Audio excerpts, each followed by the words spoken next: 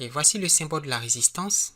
Et dans le paramètre, s'écrit R, mesuré en ohms.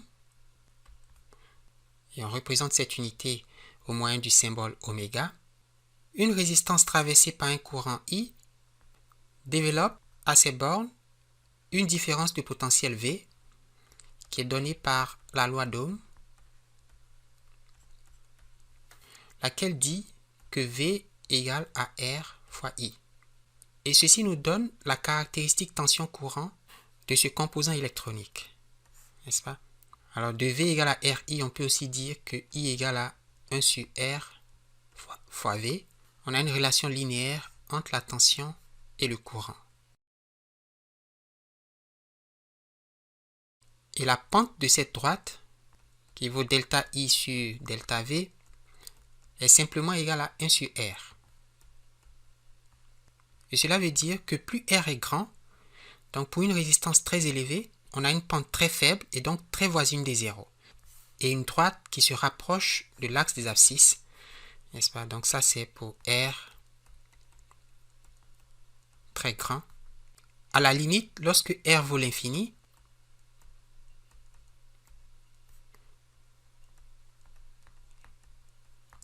eh bien le courant est nul, quelle que soit la tension à ces bornes.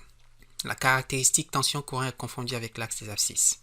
Au contraire, quand R est petit, on a une droite proche de l'axe des ordonnées. Ça c'est pour R très petit.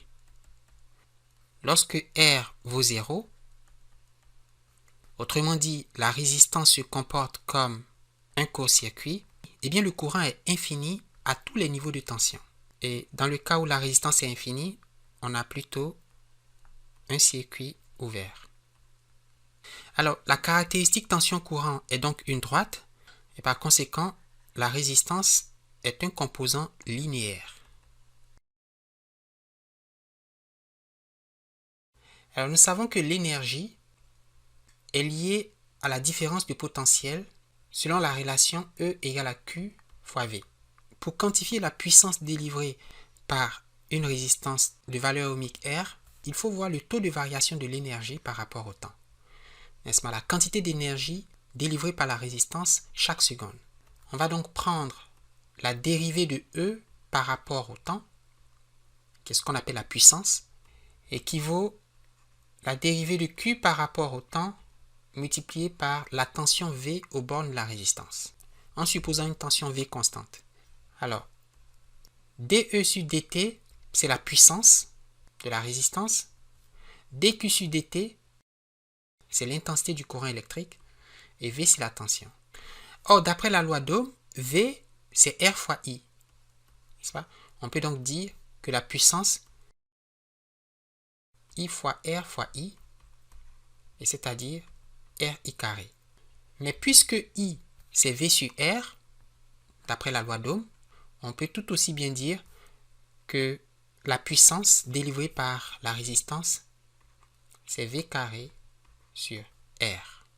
Et la puissance s'exprime bien sûr en watts.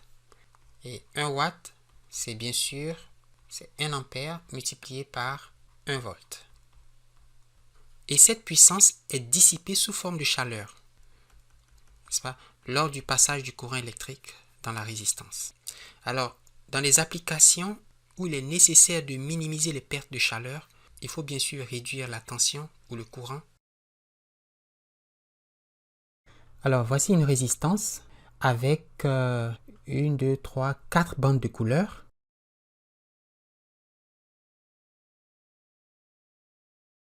Et ces couleurs sont des codes. Et comment déterminer la valeur de la résistance selon le code de couleur? Nous allons prendre une résistance à 5 bandes où la cinquième détermine l'erreur ou la tolérance.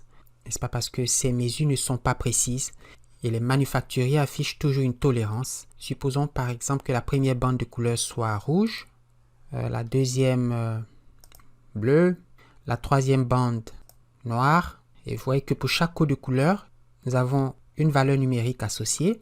Et ceci détermine la valeur de la résistance. 260, la quatrième bande nous donne le multiplicateur.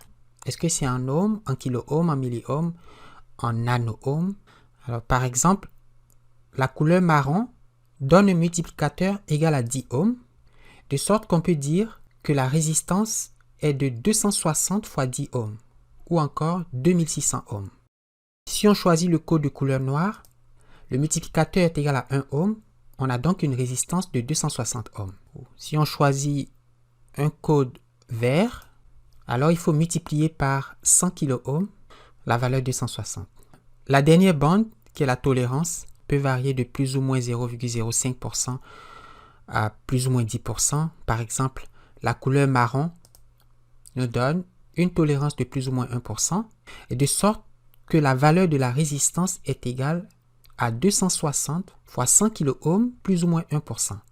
Or, 100 kΩ, c'est 100 000 ohms. Donc, cette résistance a une valeur de 26 millions d'ohms plus ou moins 1%. N'est-ce pas? 26 millions d'ohms plus ou moins 1%. Alors, changeons le multiplicateur à 1 kΩ avec la couleur orange. On obtient donc 260 000 ohms plus ou moins 1%. Ou 260 kΩ plus ou moins 1%. On peut changer la précision à la couleur violet, qui correspond à plus ou moins 0,1%.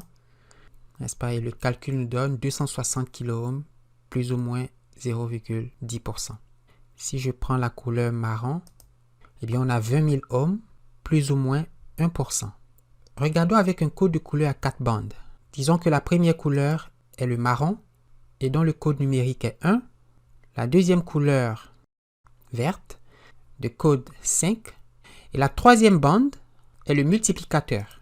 Si on prend un multiplicateur de 1 kΩ avec la couleur orange et une tolérance de plus ou moins 2% avec la couleur rouge, on obtient une lecture de 15 kΩ plus ou moins 2% ou 15 000 ohms plus ou moins 2%. D'accord? Et si on change le multiplicateur à une bande de couleur noire, donc à 1 ohm, la résistance mesure 15 ohms plus ou moins 2%.